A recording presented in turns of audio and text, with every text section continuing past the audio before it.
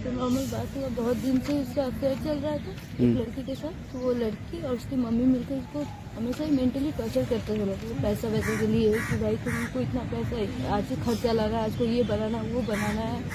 अगर by chance बोलता था कि पैसा नहीं है तो उसको ऊपर मेंटली टॉर्चर करते थे। ब्रेकअप, शादी नहीं करेंगे, ये नहीं करेंगे, वो नहीं करेंगे। और आए दिन हम लोग के घर आती थी, बैठती थी, शादी का सारा बात हो गया। बोली कि रजिस्ट्री करेंगे। भाई खुश था कि हाँ रजिस्ट्री करेंगे।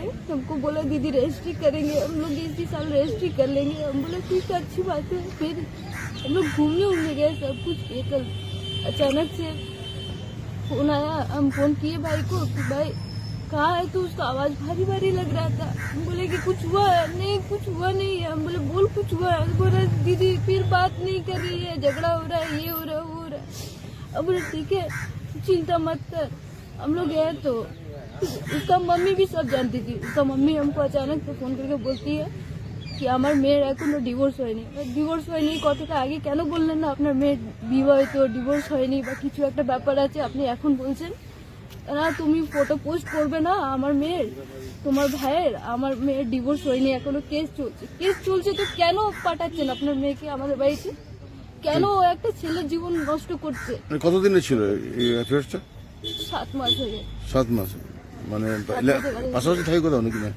শ্যামপুরে। আচ্ছা, আপনার প্রায় আমার বাড়িতে আছে, প্রত্যেক রবিবার আমাদের বাড়িতে। ওদের রিলেশনশিপটা অনেক দূর অবধি ছিল।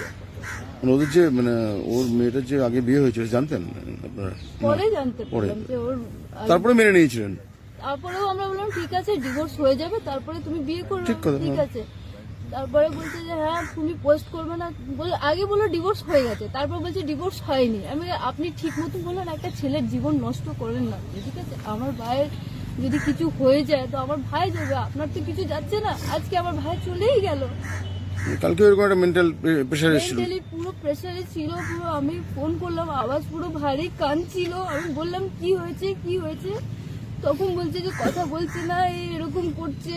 সবসময় ওকে জ্বালাতো টাকার জন্য, এই জন্য এই চাই ওই চাই, এটা কিনে দাও, এদিকে যাবো এদিকে। ঠিক আছে সবকিছুই করছে। যখন বিয়ে করবে তখন আর কিছু বলা যাবে না, তখন ঠিক আছে।